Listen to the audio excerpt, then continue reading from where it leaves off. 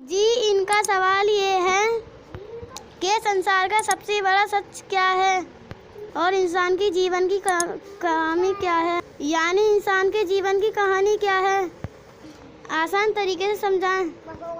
भाई, संसार का सबसे बड़ा सच ये है कि संसार के सच्चे बनाने वाले मालिक ने इस संसार को इंसानों और जिन्नों का इम्तिहान, परीक्षा, टेस्ट लेने के लिए बनाया है और इस संसार को एक समय तक के लिए बनाया है।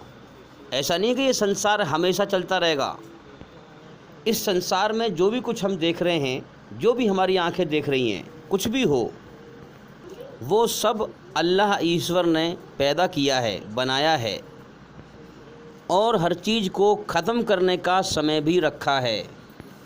जो चीज़ संसार में पैदा है, हर चीज़ पैदा है, वो नापैद भी है।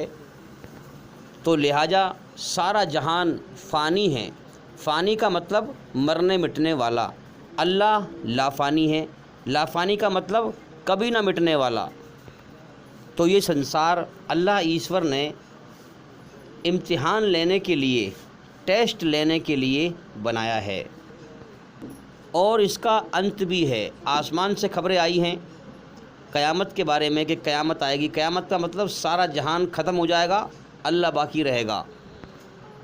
और हर धर्म में इसका जिक्र है, जो बड़े बड़े धर्म हैं, जैसे हिंदू धर्म में कहा गया है महाप्रलय। अब अल्लाह ताला ने ये पहले से ही तय कर दिया कि इस संसार में कितने इंसान इम्तिहान लेने के लिए, टेस्ट लेने के लिए भेजने हैं। जब वो इंसान पूरे हो जाएंगे तो फिर क़यामत आ जाएगी। फिर मालिक यौमुद्दीन अल्लाह ताला सारे जहान को फ़ना कर देगा, ख़त्म कर देगा, फिर दोबारा ज़िंदा कर देगा। फिर मालिक यौमुद्दीन अल्लाह ताला बदले के दिन क़यामत का मालिक है। वैसे वो हर चीज़ का मालिक है, लेकिन क़यामत के दिन सबको बदला देगा। जिसने जैसे कर्म किए हैं उसको वैसे ही बदला देगा। क़यामत तो बाद में आएगी। अगर कल कोई मेरी मौत आ गई या अभी मौत आ गई, तो मरने के बाद जैसे मैंने कर्म किए हैं, अल्लाह की तरफ से मेरे साथ वैसा ही बर्तावा शुरू हो जाएगा। तो मौत का तो अगले पल का भी भरोसा नहीं है भाई। इसलिए हम लापरवाही ना करें, अपने मालिक का ज्ञान हासिल करें, उसे राज़ी करें और हमारे चैनल के अंदर जा कर के एक एक करके सभी वीडियो देखें और सुनें, ताकि जल्दी से जल्दी अंधकार से निकलकर रोशनी में आएँ। तो यह है संसार का सबसे बड़ा सच कि अल्लाह ईश्वर ने ये दुनिया इंसानों का इम्तिहान लेने के लिए बनाई है और वो यहाँ पर सबका इम्तिहान ले रहा है। हज़ारों लाखों इंसानों को रोज़ पैदा करता है और हज़ारों लाखों इंसानों को जब जीवन का समय पूरा करा करके मौत दे के उठा लेता है। इंसानों की जान अपने कब्ज़े में रखी है, जब चाहे जिसको चाहे मौत देकर उठा ले, कोई पता नहीं है। अब आइए जीवन की कहानी, इंसान के जीवन की कहानी शुरू करते हैं। तो याद रखें, अल्लाह ईश्वर संसार के सच्चे मालिक की तरफ से, इंसान के सच्चे बनाने वाले मालिक की तरफ से हर इंसान को जीवन का समय मिलता है और अल्लाह ईश्वर इंसान के अंदर अपनी रचना को रचकर दुनिया में भेजता है। अपनी अच्छाई में सुकून, शांति, शैतान की बुराई से नफ़रत और बेचैनी, जन्नत के शौक़, स्वर्ग की इच्छाएं, जहन्नुम के खौफ, गलती पर पछतावा, शर्म का मादा, हया का मादा और एहसान का मादा, नाशुक्री का मादा, बेशुमार रचना है। अपने मन में डूबकर पाजा सुरागे ज़िंदगी। अपने अंदर डूब करके ईश्वरी रचना को पहचानो और अपने मालिक को पहचानो और जीवन की सही राह को जानो। अब इंसान का इम्तिहान, परीक्षा, इस दुनिया में टेस्ट ये है, अल्लाह ने फ़ैसला कर दिया कि मेरे बंदो जाओ दुनिया में, तुम्हें मैंने जीवन का समय दिया है, तुम्हारे अंदर अपनी रचना को रच दिया है, अपनी मर्ज़ी को तुम्हारे अंदर नत्थी कर दिया है। अल्लाह की मर्ज़ी क्या है? उसने अपने अच्छाई में सुकून रखा है। कदम कदम पे जब इंसान अच्छा काम करता है, उसके अंदर सुकून पैदा कर देता है। शैतान की बुराई से नफ़रत और बेचैनी रखी है। हमेशा जीने की, स्वर्ग की इच्छाएं रख दी हैं। इस दुनिया को मौत का घर बना दिया है। इंसान के अंदर हमेशा सुख भोगने की इच्छाएं रखी हैं। इस दुनिया को दुखों का घर बना दिया है। इंसान के अंदर हमेशा तंदुरुस्त और सेहतमंद रहने की इच्छा रखी है। इस दुनिया को बीमारियों का घर बना दिया है। याद रखें, ये स्वर्ग की इच्छाएं हैं। स्वर्ग के अंदर क्या है? स्वर्ग के अंदर कोई दुख नहीं है, कोई बीमारी नहीं है, कोई मौत नहीं है, एक कण के बराबर भी दुख तकलीफ़ देने वाली चीज़ न होगी। इंसान के अंदर नरक के खौफ रखे हैं। जब इंसान गुनाह कर बैठता है तो उसका ज़मीर उसे मलामत करता है, ये तूने गलत किया है, तुझे सज़ा मिलनी चाहिए। बाज़ औरतों को देखा है कि जो दीवार में हाथ मार मार कर चूड़ियाँ तोड़ देती हैं। बड़ा गहरा इंसान के अंदर पछतावा रखा है, ये मैंने क्यों कर दिया। और हकीकत में बुराई में इस कदर बेचैनी रखी है कि बुराई करने वालों से पूछे वो कितने बेचैन रहते हैं। इसी चीज़ से आप अंदाज़ा लगा सकते हैं कि दुनिया ही में देख लें आप इस बात को कि जो इंसान बुरे काम करता है चोरों की तरह रहता है, घबराया हुआ बेचैन रहता है। अब ये बात एक अलग है कि चोरों की गिनती ज़्यादा हो, भीड़ ज़्यादा हो, अधर्मियों की भीड़ ज़्यादा हो तो एक दूसरे से हिम्मत बन जाती है, हैं? फिर बुराई को खुल के करते हैं। लेकिन पता होती है उन्हें कि हम गलत रास्ते पे चल रहे हैं, हम बुरा कर रहे हैं, फिर भी वो अंदर से बेचैन होते हैं। चाहे उन बुराई की चाहे कितनी ताकत हो, अधर्मी चाहे कितनी हो, लेकिन फिर भी अंदर से बेचैन रहते हैं, घबराए हुए रहते हैं, परेशान रहते हैं, क्योंकि अल्लाह की कुदरत है। जैसे कर्म करोगे वैसा ही तुम्हें नतीजा दिखाएगा। इसी तरह से जैसे कर्म करके मरोगे वैसे ही बर्तावा उसके यहाँ पाओगे। बिल्कुल सीधी सी बात है। बुरे कर्म करके मरोगे तो अल्लाह के यहाँ तुम्हारे साथ बुरा बर्तावा होगा। अब जो इंसान अच्छे कर्म करता है, सच बोलता है, लोगों को तकलीफ़ नहीं देता है, दूसरों के दुख अपने ऊपर लेकर दूसरों को सुख देता है, धर्म पे चलता है, तो उसका दिल और दिमाग खुला हुआ होता है, ठोस होता है, पुख्ता होता है। उसके दिल में कोई घबराहट नहीं होती, कोई बेचैनी नहीं होती। अब जैसे मैं हूँ, मैं ऐसे माहौल में खुलकर सच बोलता हूँ, मुझे अंदर से कोई बेचैनी नहीं है, कोई घबराहट नहीं है, तो भाई मैं क्यों घबराऊँ हैं? मैं क्यों बेचैन हूँ? मैं सच बोलता हूँ, मैं अच्छाई पे चलता हूँ, ईश्वरी रचना के आधार पर चलता हूँ, तो मैं क्यों डरूँ मैं किसी से? तो सच बोलने वाले को ईश्वर अच्छाई का, भलाई का नतीजा दिखाता है। और याद रखें, अधर्मी चाहे कितनी दुश्मन हो धर्म के और धर्म पर, सच्चे धर्म पर चलने वाले के, जब अल्लाह की ईश्वर की तरफ से बुलावा आएगा मौत का, जब भी इंसान को मौत आती है, न एक सेकंड बाद में आती न पहले आती, उसी वक्त पे आती है। जो सच्चाई पे चल के मरेगा, हाँ, कामयाब वही होगा। अल्लाह ताला फिर मरने के बाद उसके साथ में अच्छा बर्तावा करेगा। अल्लाह ताला ईश्वर, संसार का मालिक, दुनिया ही में इंसान को आगाही कर देता है कि मरने के बाद मैं तेरे साथ क्या बर्तावा करने वाला हूँ। तू मेरी रचना के कितने खिलाफ चला या कितना रचना के आधार पर चला।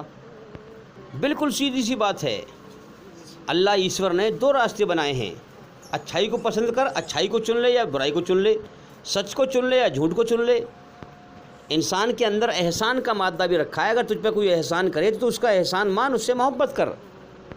और ये रास्ता भी खोला है कि कोई एहसान करे तो उसकी नाशुक्री कर, उससे नफ़रत कर। हर इंसान की रचना में है ये बात। अब इंसान को दुनिया में जीवन का समय दे दिया है और दो रास्ते सामने कर दिए हैं कि मैंने तुझे पैदा किया है, तो कुछ ना था, मैंने तुझे इंसान बनाया है और तुझे जीवन दिया, जीवन जीने के सारे साधन दिए, हर वक्त तुझे खिलाता हूँ, पिलाता हूँ, मैंने तेरे ऊपर एहसान किया है। अब तेरा इम्तिहान यह है कि तू मेरे एहसान को मानता है कि नहीं, मेरा एहसान मान के मुझसे मोहब्बत करता है कि नहीं, और मेरी मोहब्बत में मेरी भक्ति, मेरी इबादत करता है कि नहीं, मेरी मोहब्बत में मेरी बिन देखे खोज करता है कि नहीं, मेरी पहचान करता है कि नहीं, मेरे हुक्मों को पहचानता है कि नहीं। हाँ, मेरे एहसान की मोहब्बत में डूबकर अपनी मर्ज़ी से, अपनी खुशी से मेरे हुक्मों पर चल के मुझे राज़ी करता है कि नहीं। मेरे भाइयों, ये इम्तिहान है।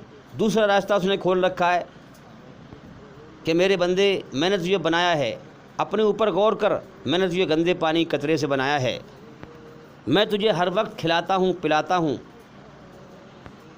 अब तेरी मर्ज़ी है, तू चाहे बिना मालिक के अपने आप को आज़ाद समझे, मैंने तेरे लिए रास्ता खोला है और मेरी बनाई हुई रचना के खिलाफ चले, बुराई पर चले, शैतान के रास्ते पर चले। मैंने शैतान की बुराई से तेरे अंदर नफ़रत रखी है, बेचैनी रखी है। तेरी मर्ज़ी है, दुनिया में बेचैनी खरीद, परेशानी खरीद और मौत के बाद नरक की आग में जा, तेरी मर्ज़ी है। मैंने तेरे अंदर दो रचना बनाई है, चाहे मेरा एहसान मान, अच्छाई पर चल, या मेरी नाशुक्री कर, बुराई पर चल। मेरा एहसान मानेगा तो मेरी बनाई हुई रचना के आधार पर चलेगा, अच्छाई पर चलेगा, और मेरी नाशुक्री करेगा, इनकार करेगा तो मेरी बनाई हुई रचना के खिलाफ चलेगा, शैतान के रास्ते पर चलेगा। इन दो रास्तों के दो अंजाम बनाए हैं मैंने मरने के बाद। असल ज़िंदगी मौत के बाद है। ये ज़िंदगी खेल तमाशा है, ये इम्तिहान लेने के लिए बनाई है। मेरा एहसान मानने वालों का, अच्छाई पर चलने वालों का अंजाम जन्नत है, स्वर्ग है, और मेरा इनकार करने वालों का अंजाम, शैतान के रास्ते पर चलने वालों का अंजाम, मेरी बनाई हुई रचना के खिलाफ चलने वालों का अंजाम नरक की आग है। इसलिए मेरे भाइयों, जो अल्लाह ईश्वर का एहसान मानकर उसकी कदर करेंगे, उनकी जन्नत में कदर की जाएगी, स्वर्ग में कदर की जाएगी। और जो अपने बनाने वाले सच्चे मालिक की नाशुक्री करके उसका इनकार करेंगे, शैतान के रास्ते पर चलेंगे, अपने मालिक की नाकदरी करेंगे, तो मरने के बाद नरक की आग में उनकी नाकदरी की जाएगी, सज़ा दी जाएगी। तो मेरे भाइयों, हम इम्तिहान में चल रहे हैं, मालिक की तरफ से हमारा इम्तिहान चल रहा है जीवन में। जीवन का समय हमें दिया गया है।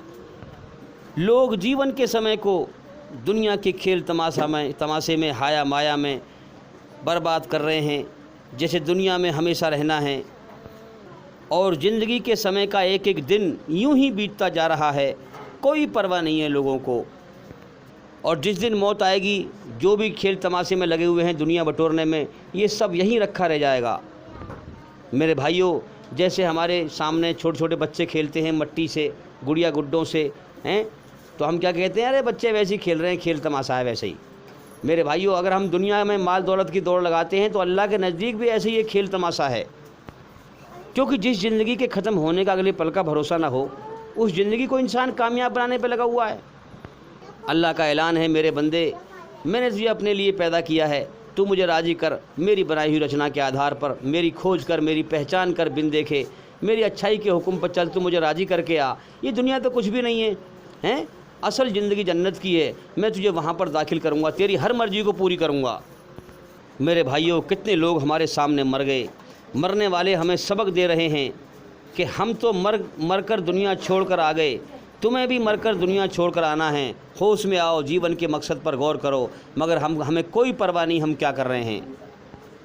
मेरे भाइयों, इंसान की सोच और मन के ख़यालात अल्लाह ईश्वर की तरफ, अपने बनाने वाले सच्चे मालिक की तरफ लग जाएं, ये है इम्तिहान, ये है टेस्ट, ये है परीक्षा। इंसान का ध्यान अपने बनाने वाले मालिक की तरफ लगे। तो मेरे भाइयों, इंसान के मन में अल्लाह ईश्वर की तरफ से इम्तिहान लेने के लिए दो ख्याल आते हैं।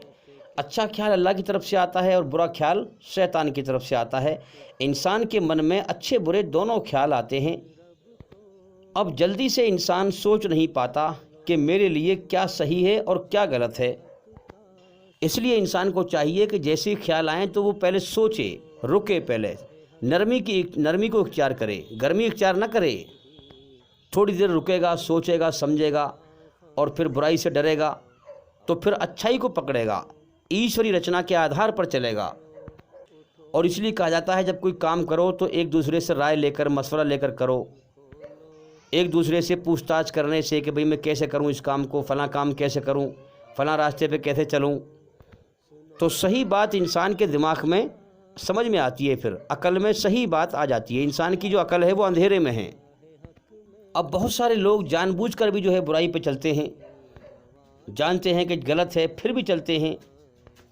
तो बुराई पर जल्दी इसलिए लोग चलते हैं कि दुनिया के मज़े का नगद फ़ायदा दिखाई देता है, और सच्चाई और अच्छाई ईश्वरी रचना के आधार पर चलने से सच्चाई और अच्छाई का नगद फ़ायदा नहीं दिखाई देता है।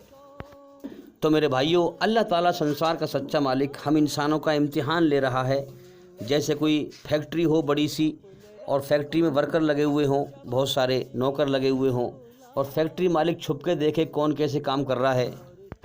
अब उसमें जो बेईमान वर्कर है वो कहे, अरे हमें कोई ना देख रहा, फ़लाँ चीज़ चुरा लो, फ़लाँ काम ऐसे करो, बुरा काम करो, ऐसे करो, कोई हमारा कुछ नहीं बिगाड़ पाएगा। अब जो अच्छे लोग हैं वो तो समझाएं कि नहीं भाई, फैक्ट्री मालिक को पता लग जाएगा, हैं, और वो सब देख रहा है, और वो समझाएं, मगर वो बुराई से ना बाजाएं, हैं, फसाद फैलाएं, गलत काम करें।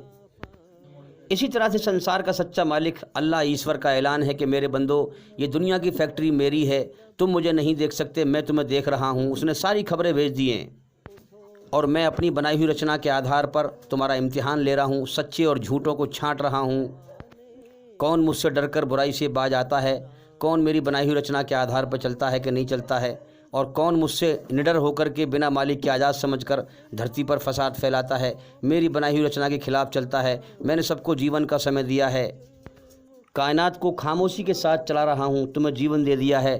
क्या तुम्हें अकल नहीं आती कि तुम्हारे जीवन जीने के साधन सारे मुहैया करता हूँ, ज़मीन में से तुम्हारे लिए रोजी पैदा करता हूँ और तुम्हारे जीवन के साधनों में ही मैंने तुम्हारे लिए इम्तिहान लेने के लिए, तुम्हारे लिए कर्म करने का जरिया बना दिया है, टेस्ट लेने का जरिया बना दिया है। रोज़ कर्म करने के लिए दिन निकाल देता हूँ, आराम करने के लिए रात कर देता हूँ, हवाओं को चलाता हूँ। खामोशी के साथ तुम्हें देख रहा हूँ, कौन कैसे कर्म कर रहा है, कौन मेरी बनाई हुई रचना के खिलाफ चल रहा है, बुराई पर चल रहा है, कौन अच्छाई पर चल रहा है, सबको देख रहा हूँ। कौन मेरे लिए कोशिश कर रहा है, कौन मेरे बिन देखे मुझे ढूंढ रहा है, मेरी खोज कर रहा है, सबको देख रहा हूँ। कौन मनमानी कर रहा है, कौन मेरी मर्जी पर चल रहा है।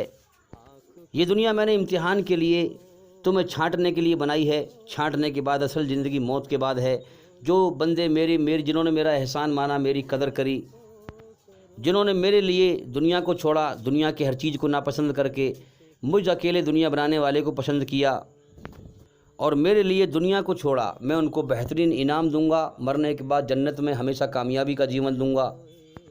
और जिन्होंने मुझे भूलकर धरती पे फसाद फैलाया, उनको दर्दनाक सज़ा दूंगा।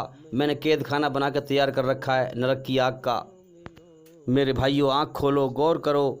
जब इंसान का जीवन का समय पूरा हो जाता है तो दुनिया से मर कर चला जाता है, जैसे दुनिया में आया ही ना हो। दुनिया से उसका नामो निशान मिट जाता है। हम देख रहे हैं कि गुंडे मवाली अधर्मी ज़्यादा हों तो एक दूसरे को देख करके, भीड़ को देख करके जुर्म करने का, बुराई करने का, गुनाह करने का हौसला खुल जाता है।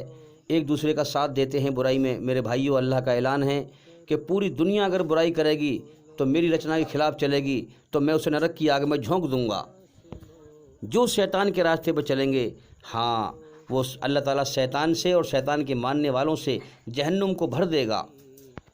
तो हमें अपने बनाने वाले सच्चे मालिक अल्लाह ईश्वर से डरना चाहिए। जब तक इंसान की अकल नादानी में होती है, बचपन में होती है, सही बात को नहीं समझ पाता, अकल कच्ची होती है। लेकिन जब इंसान जवानी से आगे बढ़े तो इंसान कुछ तो गौर करे, मुझे किसने पैदा किया है, क्यों पैदा किया है, मुझसे चाहता क्या है, उसका एहसान माने कि उसने मुझे पैदा किया है। मैं खुद पे खुद पैदा नहीं हुआ, मुझे खिला रहा है, पिला रहा है। दुनिया में कोई मेरी ज़रूरत पूरी नहीं कर सकता अल्लाह के सिवा। कोई दुनिया में कोई भी इंसान, दुनिया का कोई भी बादशाह, कोई भी इंसान, कोई भी गवर्नमेंट, कोई भी सरकार हवा नहीं चला सकती मेरे लिए सांस लेने के लिए। कोई ज़मीन में से रोजी पैदा नहीं कर सकता अल्लाह के सिवा, पूरी दुनिया में कोई मेरे लिए। तो इंसान सोचे कि किस मालिक का मुझ पर एहसान है, मैं उसका एहसान मानूं और मैं उसका एहसान मानकर उससे मोहब्बत करूं और उसकी मोहब्बत में बिन देखे उसकी खोज करूं, उसकी पहचान करूं। आज लोग पहचान नहीं करते और गलत तरीक़ों पर जीवन जी रहे हैं, गलत धर्मों पर जीवन जी रहे हैं, कोई गौर नहीं करते, अल्लाह की कदर नहीं करते। जब बच्चा दुनिया में पैदा होके आता है तो ज़िंदगी का सबसे पहला जो है दौर, सबसे पहला दौर क्या है कि बच्चा जो है जब तन मन जो है चलने लगता है पैरों पैरों, और फिर वो जो है खेलना शुरू करता है, मट्टी में खेलता है, गुड़िया गुड्डों से खेलता है। तो वो बिल्कुल मासूमाना खेल है। कहते हैं ना कि बच्चे मासूम होते हैं, मासूमाना खेल है, ना उन्हें सुख का एहसास ना दुख का एहसास। बस जैसे ही जो है बचपन में वो खेलना शुरू करते हैं, दुनिया में नए नए आए, दुनिया में खेलते हैं, तो ये दुनिया की मोहब्बत उनके दिल में भरती चली जाती है, क्योंकि ऑलरेडी जन्नत का ये इच्छाएं तो पहले से ही है ना इंसान के अंदर। तो बचपन का खेल लड़कपन का होता है और फिर जब थोड़ा सा उससे आगे बढ़ता है तो फिर दुनिया की चीज़ों की लज्जत लेना शुरू करता है। आँखों की लज्जत क्या है? किसी खूबसूरत चीज़ को देखना। कानों की लज्जत क्या है? गाना सुनना। आँखों से देख रहे हैं कि बागात हैं, फुलवाड़ी हैं, हरियाली है, जंगल का बड़ा अच्छा सुरीला मौसम है। आँखों से देखकर उसके मज़े ले रहे हैं, लज्जत ले रहे हैं, और दुनिया धीरे धीरे इंसान के दिल में उसकी दुनिया की मोहब्बत घुसती रहती है। जब भी तो इंसान कहता है कभी फ़लाँ जंगल में मेरा बड़ा मन लगता है क्योंकि वहाँ की यादें हैं। हालांकि ये दुनिया में अभी नया नया आया है, न दुनिया का होश है न ज़िंदगी का होश है कि मेरी जान मेरे बनाने वाले मालिक अल्लाह के कब्ज़े में है। और ये दुनिया की ज़िंदगी धोखा है। दुनिया की जो है चमक दमक को देखकर इंसान लज्जत लेता है और दुनिया के धोखे से मोहब्बत कर बैठता है। कानों में लीड लगा रखी है, गाने सुन रहे हैं, सुरीला साज है, सुरीली आवाज़ है, मज़ा ले रहे हैं गाने सुनने का। बचपन लड़कपन में क्या मालूम कैसा गाना होता है, कैसी सुरीली आवाज़ होती है, कौन गा रहा है। इसीलिए आप देखेंगे कि ज़्यादातर इंसानों की भीड़ गाने सुनने की आदी है। लोग आपने कहते हुए देखे होंगे, अरे नया गाना क्या लगा रहा है भाई, पुराना गाना लगा, पुराने गाने बड़े अच्छे हैं। और मेरे भाइयों, ये शैतान और दुनिया जहर बन के इंसान के अंदर घुसती है। दुनिया एक चितकबरा सांप है। बच्चा चितकबरे सांप को जो है खूबसूरत देखकर उसे पकड़ने के लिए भागता है। उसे क्या मालूम कि ये सांप है, मुझे डस जाएगा। वो तो उसको चितकबरा दिखाई दे रहा है, खूबसूरत दिखाई दे रहा है। उसे क्या मालूम कि मैं इसे पकड़ने भाग रहा हूँ, ये मुझे डस जाएगा। इसी तरह से दुनिया की खूबसूरती एक चितकबरा सांप है। अगर इंसान इसके पीछे भागेगा तो जीवन के मकसद से भटक जाएगा और जीवन की बाजी हमेशा के लिए हार जाएगा और मौत पे फिर उसकी आँख खुलेंगी, फिर कुछ नहीं होगा। जीवन की हकीकत यह है कि तू ऐसा जीवन लिए घूम रहा है जिसके ख़त्म होने का अगले पल का भी भरोसा नहीं है और तू इस दुनिया में जीवन का समय लेके आया है। ये दुनिया उसकी है जिसने ये बनाई है। हर समय हर वक्त उसी का राज इस दुनिया पर रहता है। तुम्हें इस दुनिया में हमेशा नहीं रहना है। इंसान धोखे में दुनिया को हमेशा का घर समझता है।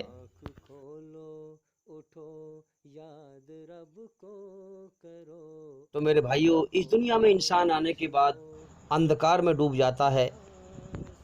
इस दुनिया का माहौल बुराई का है, शैतानी माहौल है। इंसान अपने मालिक से अंधा हो जाता है। और जब इंसान अपनी उम्र में आगे बढ़ता है, कानों की लज्जत लेता है, आँखों की लज्जत लेता है, उसके अंदर सेक्स की ख्वाहिशें बढ़ती रहती हैं। खूबसूरत औरतों को, लड़कियों को देखता है, आँखों का जिना करता है, आँखों से बलात्कार करता है, कानों से बलात्कार करता है, औरतों की सुरीली आवाज़ में गाने सुनता है, उसके मज़े लेता है और फिर ऐसी स्थिति में अपने शरीर के अंगों से भी खेलना शुरू कर देता है। यानी जो शरीर के शर्म के अंग हैं उनसे खेलना शुरू कर देता है। तो ऐसे ही लड़की का मामला है और ऐसे ही लड़के का मामला है। लड़की जो है पराये मर्द, गैर मर्द की आवाज़ सुनकर उससे मज़े लेना, लड़का जो है पराई औरत, गैर औरत की जो है गाने की आवाज़ सुनकर उससे मज़ा लेना, पराई औरत को देखकर आँखों का मज़ा लेना। ऐसे ही जो है लड़की जो है पराये मर्द, गैर मर्द को देखकर आँखों का मज़ा लेना। अब मान लिया शादी को जो है ज़्यादा समय हो गया, शादी ना हुई, अब जायज़ तरीके से सेक्स की ख्वाहिश पूरी ना हो तो फिर अपने शर्म के शरीर के अंगों से खेलना शुरू कर देना। तो याद रखें, इस्लाम धर्म में इंसान की आत्मा और शरीर को बुराई की गंदगी से पवित्र करने के लिए हर बात समझाई गई है और समझाने का ढंग बहुत अच्छा बताया गया है। तो हम अंदरूनी मसले समझें, बात को समझें, इसमें कोई शर्म की बात नहीं है। कैसे गुनाह से बचें, कैसे बुराई से बचें। इसीलिए हदीस में आता है कि लड़का या लड़की जब बच्चे जवानी की दहलीज पर कदम रखें और उनके अंदर सेक्स की ख्वाहिश पैदा हो जाए तो उसे जायज़ तरीके से खोल दो, यानी उनकी शादी कर दो।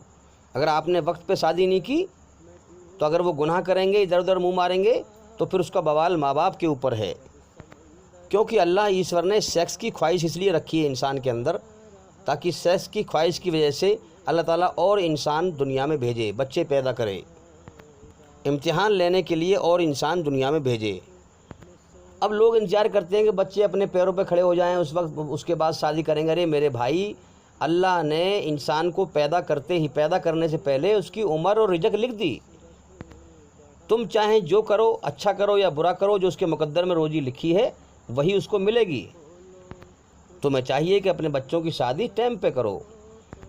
भाई सीधी सी बात है, अगर जो है बम्बे में या नहर में जो है या उसमें जो है क्या कहते हैं उसे, भरे में पानी जा रहा हो और आगे तुम उसमें बंद लगा के रोक दो, जब तुम सीधे पानी को आगे से सीधे जाने से रोक दोगे तो फिर दाएं बाएं पानी बहेगा कि नहीं बहेगा? इसी तरह से बच्चों की जो सेक्स की जायज़ ख्वाहिश है उसको जायज़ तरीके से पूरी करें, वरना बच्चे इधर उधर मुँह मारेंगे, फिर गलत काम करेंगे। इससे पहले कि बच्चे गलत काम करें, कोई इंसान ऐसी उम्र में जो है अपने शरीर के अंगों से खेलना शुरू कर देता है, हथलसबाजी करना शुरू कर देता है। तो बेहतर यह है कि उनकी टाइम पे शादी करो ताकि वो गुनाह से बचें, बुराई से बचें। अब जब इंसान इस दौर से निकलता है तो उसके बाद फिर उसके ऊपर दौर आता है कि बनाव श्रृंगार, अच्छे से अच्छे कपड़े पहनूं, बार बार अपने चेहरे को शीशे में देखेगा, मैं बड़ा खूबसूरत हूँ, मैं बड़ी खूबसूरत हूँ। कभी बाल काढ़ेगा, कभी कुछ करेगा, कभी कुछ करेगा। और इस गंदे पानी कतरे के इंसान को ये होश नहीं है कि तारीफ़ उस अल्लाह के लिए है जिसने मुझे गंदे पानी कतरे से इंसान बनाया है। मैं एक गंदा पानी का कतरा हूँ, मैं एक वीरिया हूँ, मेरी क्या तारीफ़ है। और इंसान सोचता है कि मैं कितना खूबसूरत हूँ, सब तारीफ़ मेरे लिए है, मेरी तारीफ़ करें सब। अपने आप को बहुत स्मार्ट समझना और अच्छे से अच्छे कपड़े पहनना, जूते पहनना, हार और श्रृंगार में लगे रहना, लड़का हो या लड़की, जो जिस ज़माने में उस ज़माने में फ़ैशन चल रहा है उस फ़ैशन के कपड़े पहनना, गर्दन उठा के चलना, इतरा के चलना। हाँ, ये लगभग हर इंसान का मामला है, लड़की हो या लड़का हो, बनाव श्रृंगार जो है करना और जो है अपने आप को अच्छे से अच्छा बना के रखना कि कहीं मैं जाऊं तो अब सबसे बढ़िया नज़र आऊं देखने में। लोग ये ना कहें कि अब गंदे संदे कपड़े होते रहे ये कौन आ गया, यानी सबसे अलग ही दिखाई दूं, सबसे अच्छे कपड़े हों मेरे। फिर इसके बाद अगला मरहला आता है 30-40 साल के बीच में कि मेरी जो है नस्ल वो सबसे अच्छी है, मेरी जात सबसे ऊंची है, मैं सबसे ऊंचा हूँ, मेरे पास दौलत ज़्यादा है, मेरे बाजुओं में ताकत ज़्यादा है। कोई दौलत पे कूदता है, कोई ताकत पे कूदता है, कोई सोर्स पे कूदता है, कोई ख़ानदान पे कूदता है, कोई जाति बरादरी पे कूदता है। मेरी हैसियत ज़्यादा है। और फिर एक दूसरे से बहस करना, इसका मकान बनने दो फिर इससे बढ़िया बनाऊंगा, मेरी कोठी इससे बढ़िया होगी। एक दूसरे में हिर्स में आगे बढ़ने की कोशिश करना। और जबकि मेरे भाइयों सब कुछ धोखा है। एक दूसरे पर फ़ख्र करना रंग पर, हैं कि तेरे घर में सारे काले काले हैं, हम गोरे हैं। और एक ज़माने में औलाद पर हुआ करता था कि जिसके ज़्यादा लड़के हैं उसकी बड़ी इज्जत होती थी। अब तो खैर वो दौर ख़त्म हो गया, जिसके ज़्यादा बच्चे होंगे उसकी ज़्यादा लाठी होंगी। तो पहले औलाद पर जो है फ़ख्र करते थे कि मेरी 6 औलाद हैं, 6 लड़के हैं, कि 7 लड़के हैं, कि 8 लड़के हैं। तो औलाद से भी जो है इंसान की इज्जत होती थी बुराई के माहौल में। अब तो लोग कहते हैं बच्चे 2 ही अच्छे।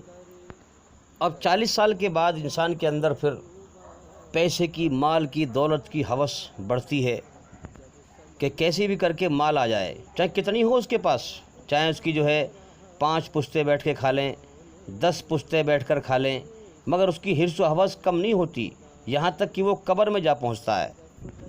तो मेरे भाइयों, दुनिया की ज़िंदगी धोखा है, कभी भी ख़त्म हो सकती है, सच्चाई पर गौर करो।